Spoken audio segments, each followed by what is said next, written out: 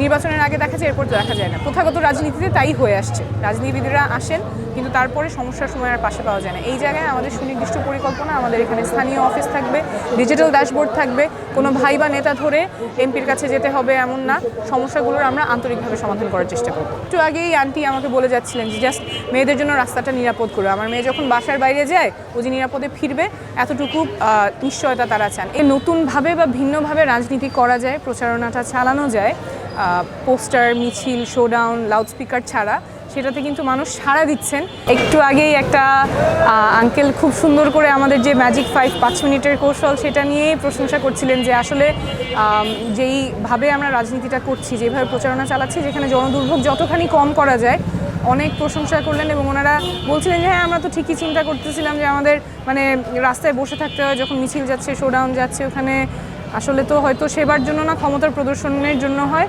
এজন্য ওনারা নিজের দায়িত্বে প্রচারণা করছেন, নিজের যারা আপনজন আছেন তাদেরকে বলছেন আমাদের ফুটবলের পক্ষে ভোট দেওয়ার জন্য। আসলে এই যে নতুনভাবে বা ভিন্নভাবে রাজনীতি করা যায়, প্রচারণাটা চালানো যায়, পোস্টার, মিছিল, শোডাউন, লাউডস্পিকার ছাড়া, সেটাতে কিন্তু মানুষ সাড়া দিচ্ছেন, নিজে থেকেই এসে স্বতঃস্ফূর্তভাবে বলছেন, তারা অংশগ্রহণ করছেন। অনলাইনে তো আছেনই, প্রায় 15,000 ভলান্টিয়ার যুক্ত হয়েছেন। তাছাড়াও অনেকে তাদের বাবা, মা, ভাই, বোন, আত্মীয় স্বজন বিদেশ থেকে বলছেন, দেশের বিভিন্ন প্রান্ত থেকে ঢাকা নয়ের যারা ভোটার আছেন তাদেরকে জানাচ্ছেন যাতে করে ফুটবল মার্কায় ওনারা ভোট দেন, এই নতুন রাজনীতির পক্ষে যাতে রায় দেন। এটা যে আসলে কত বড় পাওয়া, এটা ভাষায় প্রকাশ করা সম্ভব না। আমাদের ইশতেহারে সুস্পষ্টভাবে আমরা 6টা বিষয়ের কথা উল্লেখ করেছি। প্রথমত, আমাদের যে ঢাকা নয় অঞ্চলটা, এটা খুবই গুরুত্বপূর্ণ একটা জায়গা, কিন্তু এখানে সবসময়ই অবহেলিত থেকেছে, সেবাগুলো থেকে মানুষ বঞ্চিত হয়েছে। গ্যাস বলেন, রাস্তা বলেন, জলাবদ্ধতা বলেন, এই জায়গাগুলোতে সুনির্দিষ্ট পরিকল্পনা আছে।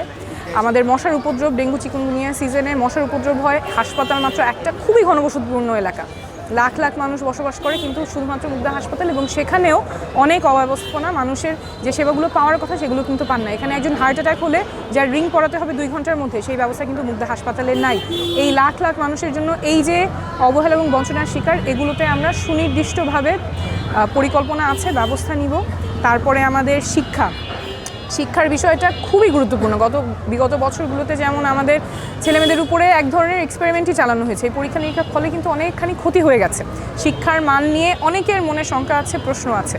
আমার যেহেতু সুযোগ হয়েছে বিশ্বমানের শিক্ষা পাওয়ার, শিক্ষা প্রতিষ্ঠানগুলোতে এক্সপোজ হওয়ার এবং শিক্ষক হিসেবে কাজ করার, সেই অভিজ্ঞতা কাজে লাগিয়ে আমার পরিকল্পনা, আমার এলাকার ছেলেমেয়েরা, সন্তানেরা যাতে বিশ্বমানের পড়াশোনা করার সুযোগ পায়, যুগের সাথে তাল মিলিয়ে তাদের যাতে স্কিলগুলি ডেভেলপ হয়, সেজন্য পরিকল্পনা আছে। স্কুলগুলোতে আধুনিক সায়েন্স ল্যাব, ল্যাঙ্গুয়েজ ল্যাব, পড়াশোনার পাশাপাশি ওরা যাতে সহশিক্ষা কার্যক্রমে পারদর্শী হয়, মানসিক স্বাস্থ্য নিয়ে জানে, এআই নিয়ে শিক্ষিত হয়, যাতে করে ওরা বিশ্বের দরবারে প্রতিযোগিতার মধ্যে টিকে থাকতে পারে, শুধু টিকে থাকতে পারে না, এগিয়ে থাকতে পারে, সেই জন্য সুনির্দিষ্ট পরিকল্পনা আছে।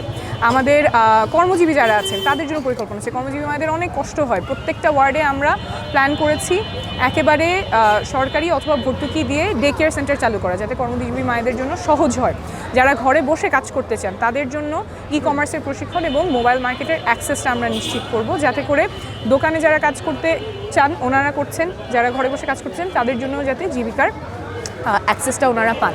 তারপরে নিরাপত্তা নিয়ে একটা কনসার্ন আছে। একটু আগেই আন্টি আমাকে বলে যাচ্ছিলেন যে জাস্ট মেয়েদের জন্য রাস্তাটা নিরাপদ করো। আমার মেয়ে যখন বাসার বাইরে যায় ও যে নিরাপদে ফিরবে এতটুকু নিশ্চয়তা তারা চান। এগুলো কিন্তু খুবই বেসিক।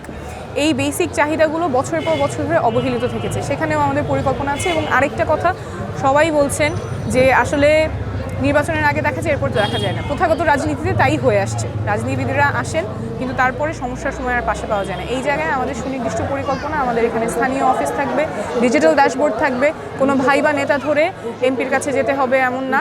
সমস্যাগুলোর আমরা আন্তরিকভাবে সমাধান করার চেষ্টা করব।